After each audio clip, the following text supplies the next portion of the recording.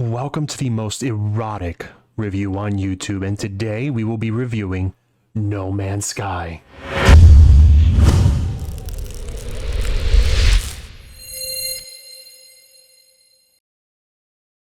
Man, do I remember when No Man's Sky was first revealed back at the VGX Awards, almost a decade ago in December of 2013.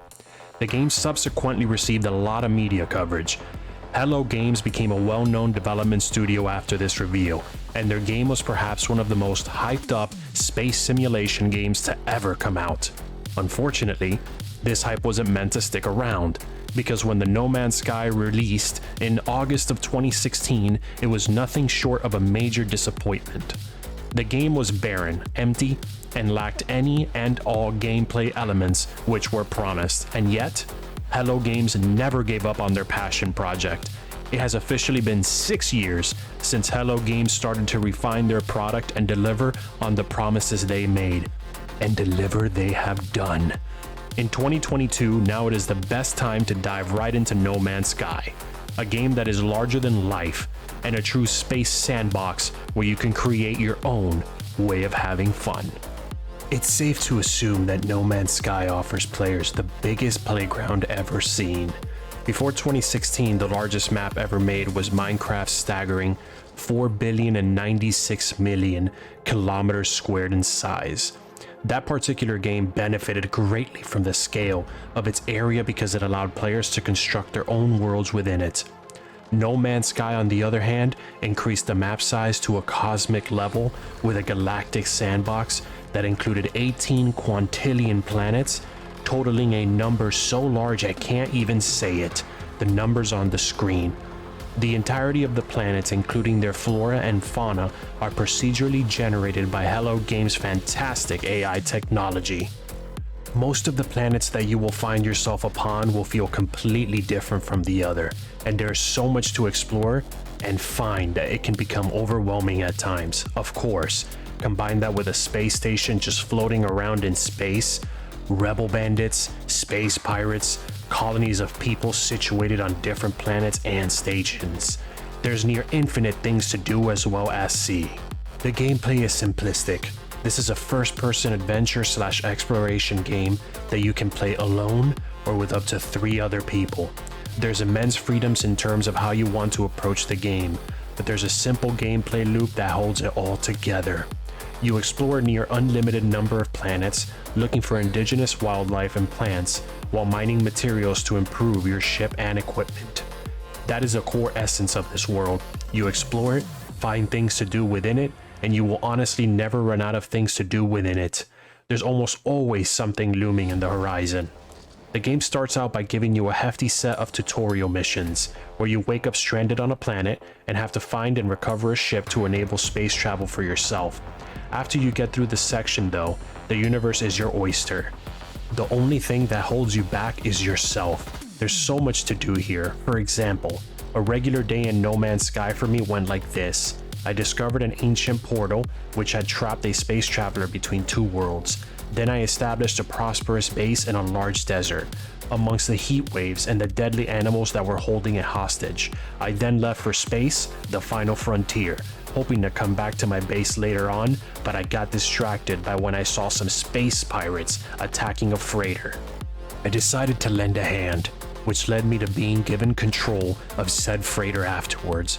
Of course, to top it all off, and to end my session, I flew directly into a freaking black hole, just so I could see what it would do to me and my ship.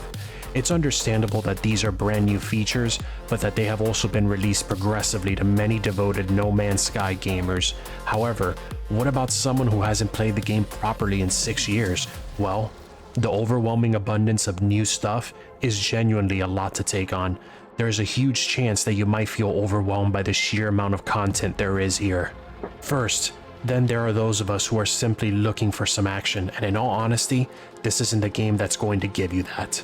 The combat in this game isn't the best, but when it comes to the space battles, aka the dogfights, you're going to have a lot of fun because the controls are tight and the weaponry is fun to use. The ships also fly really well, with some really good motion controls, with first-person and third-person support that makes them really immersive to fly around in space. Now, To make things even better, 2020's No Man's Sky Beyond update brought enhancement and features that are readily obvious as soon as the game is boosted up. It starts with a redesigned tutorial and mission guiding system, which makes it much clearer what you should do striving forward.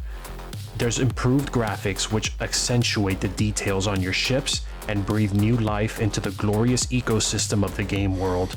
Then, they have revamped the process of unlocking new technologies, which has now been turned into a series of simple to comprehend skill trees. These are just a handful of the many highlights from the extensive laundry list of the Beyond update. No Man's Sky is like a person who you loaned $10 6 years ago, but they keep coming back and handing you a $100 bill every year. The latest update for the game has added a more graphical detail, such as improved lighting effects, reflective surfaces and reflections in general, more biome detail and better texture resolution, combined with a plethora of gameplay changes that have made the game even more refreshing. Plethora. Hello Games' resilience seems to be never-ending, as they keep adding things to keep you engaged. However, the best way to play this game, by far, is with your friends. Plethora. Originally, No Man's Sky did not have a good multiplayer system. In fact, it had one of the weakest multiplayer systems with some of the worst lag spikes, and the fact that you couldn't even ride the same ships. However, go back to it now, the game is a completely separate beast overall. The multiplayer is now the best way to play it, and you will even encounter a player in the hub station scattered across the galaxies. You can even build your own fleets and give your friends access to commander ships within them. The universe is your oyster, and as I said, I meant it. Plethora. There have been a total of 19 different named updates that have come into No Man's Sky. Hello Games has devoted themselves to perfecting this game and making it a product that they promised. Not only have they redeemed their reputation, but it isn't even the same game anymore. Gone is the emptiness that devoured it. This full of life, color and style survival/space simulator will drain hours of your life without you even realizing it. This game is so much better than it was ever before, and perhaps it's even better than when it was first revealed. There's no better time than now to jump into No Man's Sky. You will not be disappointed whatsoever. Plethora. So now for my personal opinion. Honestly, this is not my genre of game, but I did sink in a bunch of hours, and I will say this: if you enjoy exploring, learning different languages, speaking to aliens, and looking extremely erotic in space, it's the game for you. If you enjoy the more traditional RPG of hacking and slashing, you probably won't enjoy this game. But as always, I hope you have a tremendous day, and plethora.